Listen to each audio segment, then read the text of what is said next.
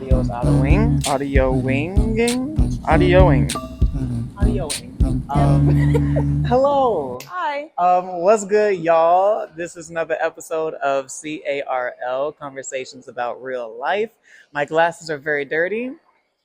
I am here with Kaylyn. Do you want to say Elyse Webster or just Kaylyn Webster or Kaylyn Elyse, Kaylyn Webster, either one. rockin'? Painting extraordinaire. Stop it. I mean, I know you as a painter, but tell me, give the people and myself introductions, right? Yeah. I'm Kaylyn Elyse, Kaylyn Webster. I am a painter, mainly oil painter. I love portraiture. I'm 24, about to be 25, You. even though I look 12. But you know, yeah, I'm glad to be here. Thank you for having me. Of course. So I wanna, dive right in. First off, subscribe. I've not been doing too many call to actions, but if y'all waited this long, goddamn, you might as well subscribe. It's gonna be a great interview. Notification bell. Yeah, I watch YouTube. please, all the things, do all of the things. And now, right? Let's proceed. With painting. How did you? Okay, I feel like it started in childhood, but tell me like that journey of like figuring out oil painting is gonna be my thing. Yeah. I'll start from the beginning. Yeah, I love So, context. in my room, in my mom's house, there's this bookshelf, and there was a book called Art for Dummies, and that stood out to me for some reason. Yep. And with that, I started practicing sketching. It was a lot of more cartoon-like images, and then Yeah. I would be on YouTube watching tutorials and just following those on how to draw like dragons and skulls. I went down a very tattoo-like route. Classic. Yeah. And then all of my schooling has been like creative and performing arts based. So I went to Peabody Elementary, and there I did art, of course. I played violin for a couple of years. I was on the dance ensemble. Okay. But art was the only thing that I wanted to get better at. And then I went to Colonial Middle, and they have the Kappa Creative and Performing Arts program, and you could only pick like one focus. So that's where I narrowed in on art. And I continued that at Overton High School. And I didn't get into oil painting until college. So, Whoa. yeah. Okay. There are a lot of different routes I can take with this journey. I'm curious It's been a about long journey. deciding, being like a child and having to decide so early on. Like you said, middle school, like, okay, I'm gonna focus in on this, right? Was that a you decision, or was that more like parental like influences being like, you were gonna focus in on this? That was a me decision. Just being at Peabody, you get exposed to a lot of different cultures and creative ways of thinking, and that's all I was, really interested in. And with art, like I said, that's the only thing that I wanted to improve at, that I wanted to push myself with. But the Kappa program making me like choose one helped, because I'm kind of indecisive. But yeah, I feel that. I didn't feel restricted by that at all. I appreciated it, and I feel like I picked the right path. I'll say. I feel like I'm gonna start editing differently so people can see like your work. I might like have it up like right here or something, so people can really understand like Kaylyn is very talented. And it's amazing to see the like hunger at an early age. But like, I'm gonna teach myself. I'm gonna watch these YouTube videos. Shout out YouTube University. I'm gonna watch these YouTube videos. I'm gonna get better at this. And then shout out to, you said, not Peabody. What was the middle? Peabody Elementary and Colonial Middle. Okay, shout out to them, because like fostering that talent, that interest from a young age is something I'm really grateful to have like experienced.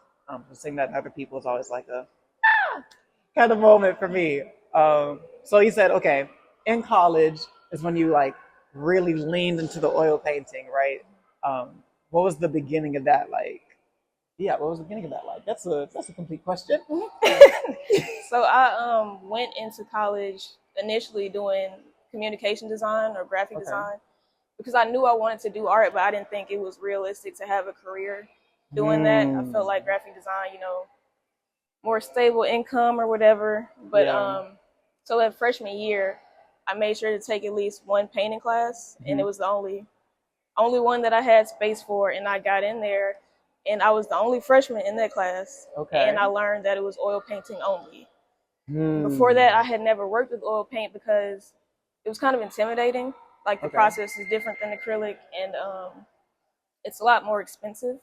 But I didn't want to drop that class. I wanted to do art, like painting. So I took my bare bucks, which is the wash you little currency or whatever. And I went to the bookstore and I got my supplies and I stuck with it. And my professor at the final review, him and the TA were like, you have progressed so much. We think you could do this professionally if you wanted to. So that helped give me the push to go ahead and do what I really wanted to. After the one class? Yeah. Well, I mean, okay, it'd been years in the making, straight up. Like, we just talked about the history. But that is amazing. You said wash you, right? Okay, so I feel like I keep on saying shout out to infant and then fill in the blank. But shout out to college doing what it's supposed to do. Yeah. College in general. Okay. Awkward silence. So after that class, right, you were encouraged by the TA, by the professor. What was your next step, right, to becoming the Kaylyn Elyse, the Kaylyn Webster? I switched my major. Oh, okay. And I felt a lot better. I felt like I had this cloud over me being in those graphic design classes, because all the studios were like 3 hours. I think architecture classes were like 6, but being in front of that computer for 3 hours in that room was torturous. I loved being in the studio space. Yeah. So I went ahead and switched and just went all in on that. People said, you know, they would rarely see me because I was always in the cave of the art students, but that's where I wanted to be. And with that, I started posting my work on social media more, Instagram, and I made that kind of my public portfolio. Yeah. And I started getting opportunities from there, like people actually purchasing my work, getting in different shows and stuff. So it all happened kind of fast.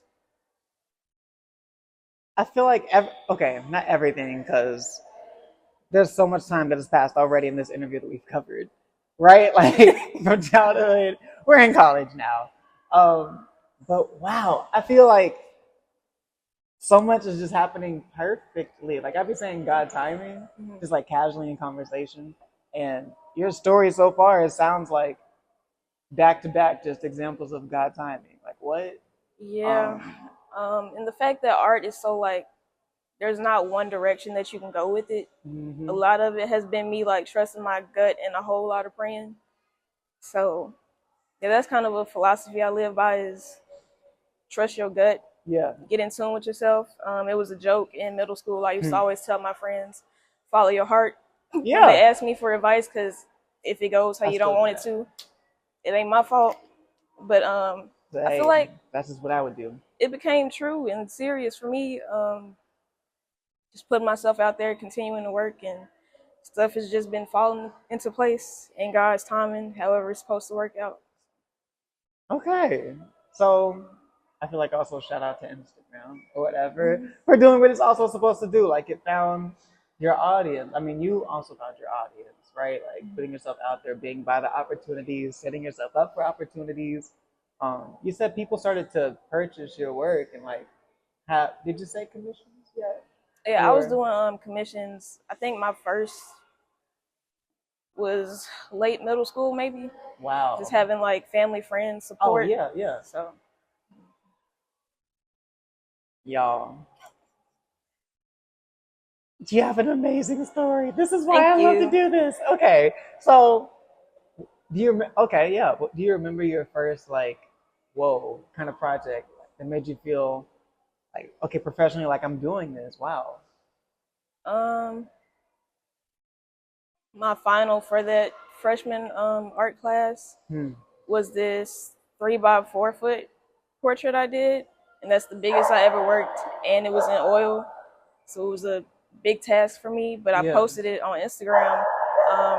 It's this dog for me. I hope y'all cannot hear that little dog. And it was back when hashtags actually worked on Instagram. And so I was using those, and this couple, The Rights, their Instagram is The Right Art Collection. They purchased that piece for me. And I was just shocked because I didn't expect it that early, I thought it was going to be a super long process before I even got to that point of selling like oil paintings, but they supported early on, so I appreciate them for that. What people be saying, like decorated Olympian, goddamn decorated artist. Like what? I'm out here trying. Was that a goal early on, like to be in different collections or exhibitions and stuff like that? I knew that was the main way I knew that you can make money as an artist. I wanted people to own it, so I could sustain it and keep going, and also just take care of regular everyday responsibilities. So yeah, I wanted to get my work out there and sell it. I know a lot of people have anxiety about like posting their work on social media and stuff, and I get it because that's your baby and people aren't going to get it like you do. But I feel like because I wanted that to be my career, that's all I wanted to do. Like professionally as an adult, I was like, people got to see it then. People got to buy it. So I put stuff out there. I feel like now I more so have anxiety about posting stuff just because pictures of work don't hit the same as when you see it in person. Very true. And, I know all the thought and intricacies and little hidden messages I put in the work, and I don't know if it's going to translate on like Instagram and stuff. So I get nervous, like, what if they don't get it or it's not received as well as I think it would be, but still put it out there. That is inspiring to me. Like specifically, I feel like a lot of people can relate to that, especially artists nowadays or whatever, with Instagram being so like powerful. Like I said, I relate to that a lot. I've been sharing more of my own artwork in all of its different forms. Right now, music has been really big to me. Shout out Stacks. Shout out Missy Elliott. I just saw you at concert Sunday in Fort Worth. Shout out also C.A.R.L, Busta Rhymes, Timberland. Like what? Anyways. And shout out Kara because it was her birthday present. Like, shout out to my sister being 30. Both of my sisters. I mean, they're not both 30, but anyways, there was something else you mentioned, and I wanted to also build on that. You said posting on Instagram or just online in general, virtually, it's not going to hit the same as seeing the artwork in person, right? I remember not really understanding that until I took a class with Dr. Ernestine Jenkins. It kind of flows so smoothly. But Dr. Ernestine Jenkins is professor at University of Memphis. I believe she's still a professor. She should be if she's not. Well, should. I don't know about all that. But when I was there, amazing professor at the U of M, University of Memphis Art Department. And she would show me all these amazing pieces of work. Like, well, for one, I had her for African art history, right? We talked about like Egypt and Kush, like Nubian art, like all of these things. I think Nubian art was what her PhD was in. So she went hard in the paint for that class. But anyways, with this exhibit, she created with the Dixon, shout out to Dixon, Gallery Gardens.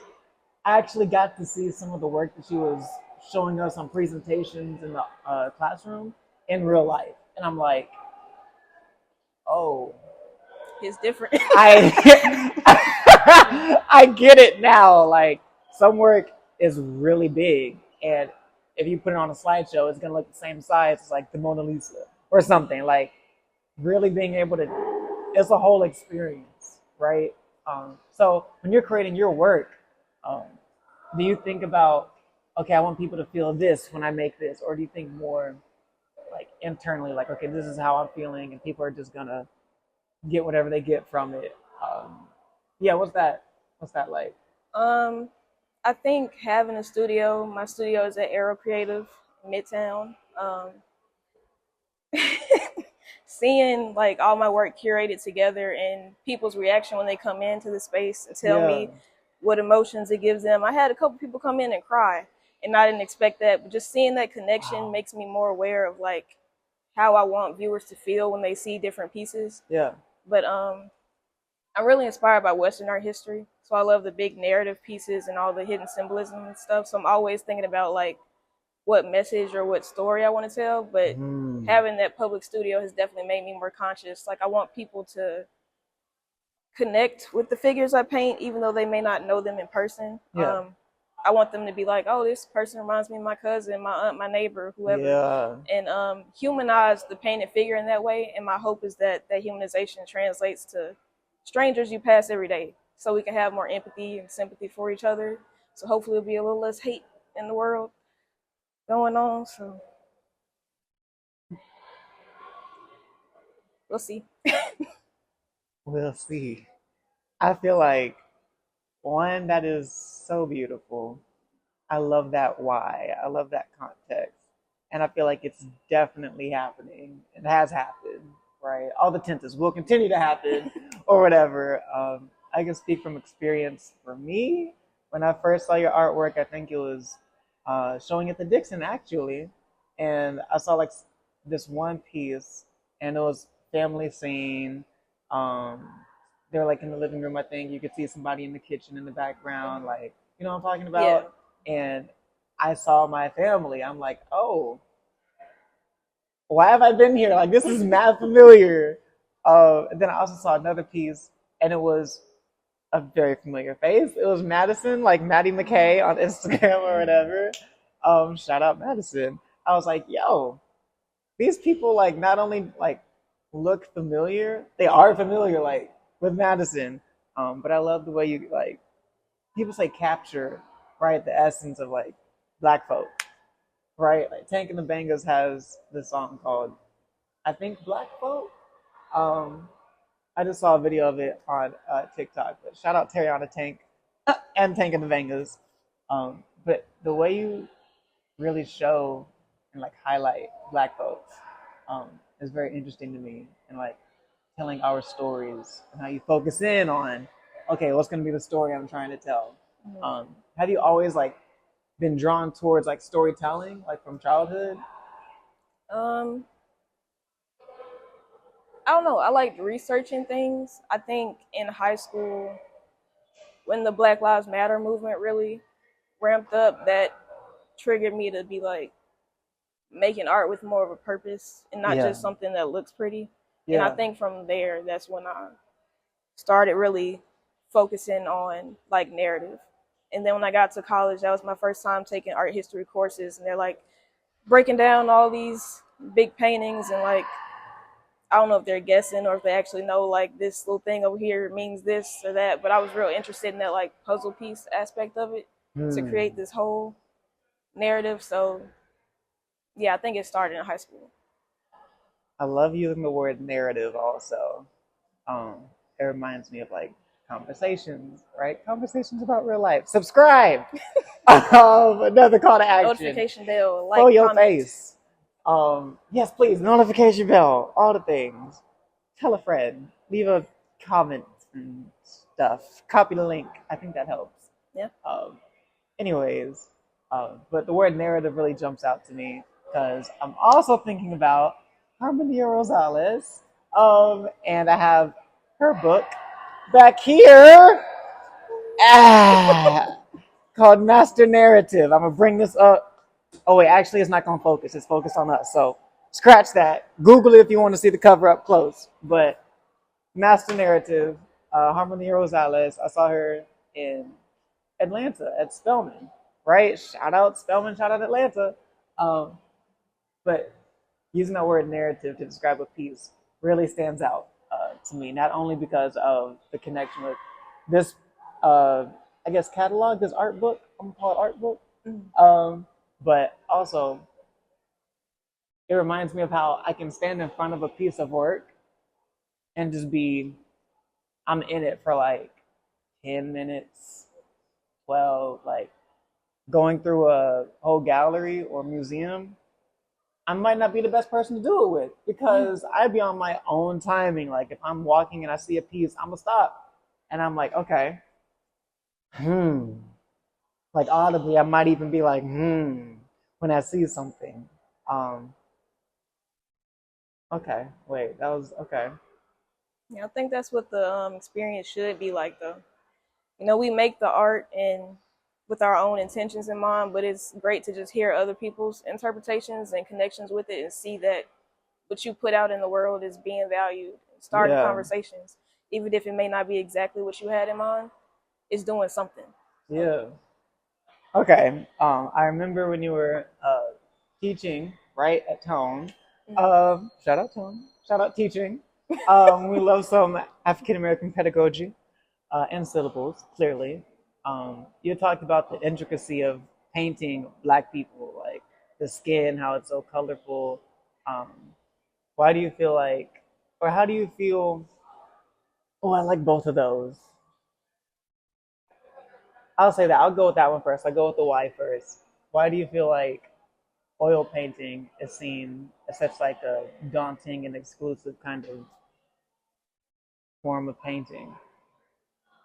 I think one, because it's so expensive, but like when you look at Western art history, a lot of artists in general were aristocrats, and they call the famous artists like old masters. Yeah. And when you get into master and why that word is used with a lot of things like master bedroom and all that, a lot of the top painters were like old white men, and so I think they kind of just set oil painting on like a different level, like high on the hierarchy of painting. And that also drew me to it too.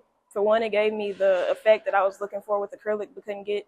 But I also think it's interesting that I'm not an aristocrat or an old white man, but I'm still enjoying the medium and getting a good reaction from people with it. So yeah. Okay. And then how do you feel like your story is affecting how other people see oil painting? I think with the teaching, it makes it less scary because it does feel different. Like for me using acrylics to oil, it feels different for sure. But you can do it, if you have access to the materials, especially. So it's easier to get that exposure in like a workshop at Tone. I may be teaching workshops at C.A.R.L too in the future. But yeah, I don't know even if I necessarily use it the right way. Like I don't do a bunch of glazing and scumbling and use a bunch of different mediums and stuff, but I think I still get a pretty good effect. And you can really break it down and teach it to people. It's not as scary as it's been built up to seem. Okay, so you said it feels different, right? So I don't know oil painting. I kind of can remember acrylic. I was never that kind of artist though. I was graphite pen type artist, right? What's the difference you feel with like the two different mediums? Well, oil takes a lot longer to dry, and it feels a lot thicker, kind of like the buttery, maybe waxy type of feeling. So that was a big adjustment when I got in that first oil painting class. And just the way you have to layer it feels different, like with the underpainting and the glazing and scumbling and all that technical stuff. But I think just the thickness of it and then the dry time, it really made me have to slow down and appreciate the process of the work more.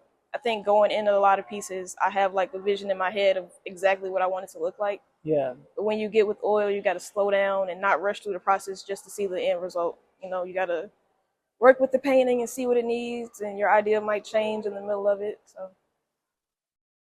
Okay. Do you have some, who are your like influences right now with your artistry? That can be, and when I ask that, I'm trying to word it so that it doesn't sound like, okay, I have to pick another oil painting kind of person, but like, who right now is like influencing your artistry? Well, the top one you've mentioned already, Harmonia Rosales. Of course. It's like I did my homework or something. She's just so great in like her work with Western art history narratives, but like tweaking them and using more Black stories to like correct the erasure of us in a lot of those narratives. She's definitely one. Hende Wiley, like the scale and just the detail that he's able to capture, more so for his technical ability, is why he inspires me. But I have this whole collection of a bunch of different artists on Instagram, so I can't like name them all off right now, but it's a lot of people.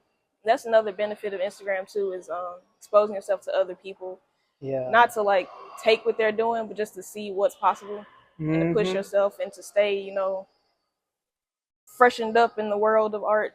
So yeah, it's a lot of people, like different photographers and sculpture artists and stuff that I follow. Yeah.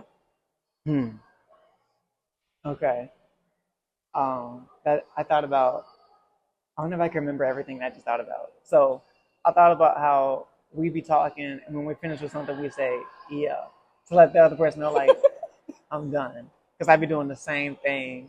And then I also thought about Missy Elliott once again, because you mentioned how when you share your art, or just it might not even be when you share your art, or when you share your art, or when I share my art, but whenever somebody shares their art, somebody else may really need to see that and be inspired. Like, okay, so this is possible. Like that's what you said. That was like I'm holding on to like, wow, okay, now that I see this, I know this is possible. Well, what if I did this too on top of it, right? And then here we are, right? Um, there was the third thing was something. I was like, that's why I'm like, I wonder if I can remember all the things I thought about.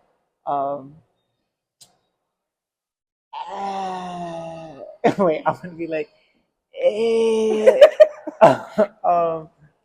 Well, not that kind of well. The episode isn't over.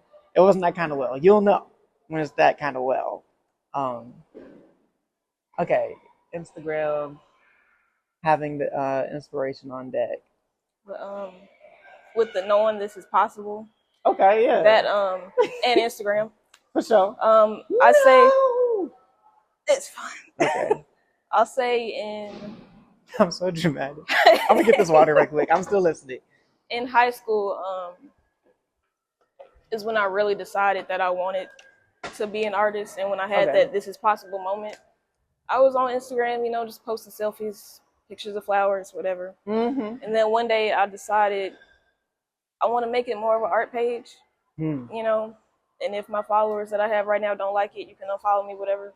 But I went and I looked for Black artists, and John Moody and Brianna James were some of the early people I followed. But I saw them, you know, young Black people today doing art full time, and that showed me that it was possible.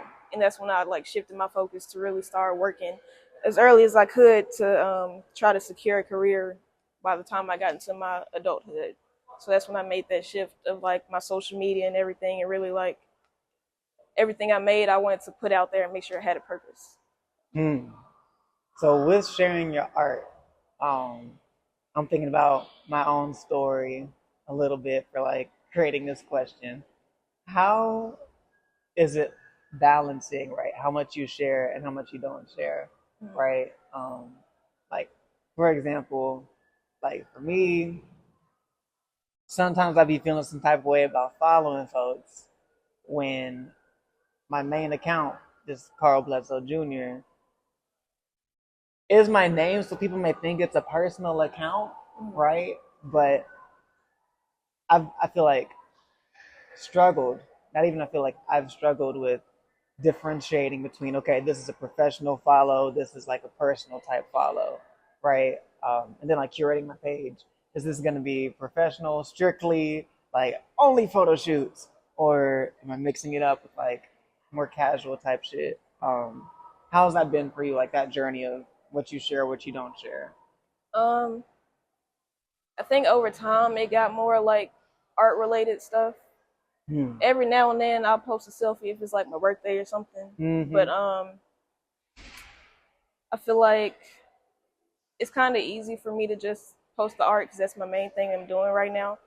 And when I'm out with my friends, we forget to take pictures at all, so I don't have a whole lot of extra stuff to post. Yeah. But I have been more intentionally like curating who I follow, just to kind of feed the algorithm, I guess, to push me to more people who are interested in art, who are also artists, with collectors, curators, all of that. Yeah. So I've been looking for more people in that vein to follow that I'm inspired by, or I think would connect with what I have to offer. But I don't think too much about like balancing it I don't try too hard to feed the algorithm because that just seems like too much. I'm just do what I'm gonna do and I'm put it out there and hope it sticks and figure it out as I go.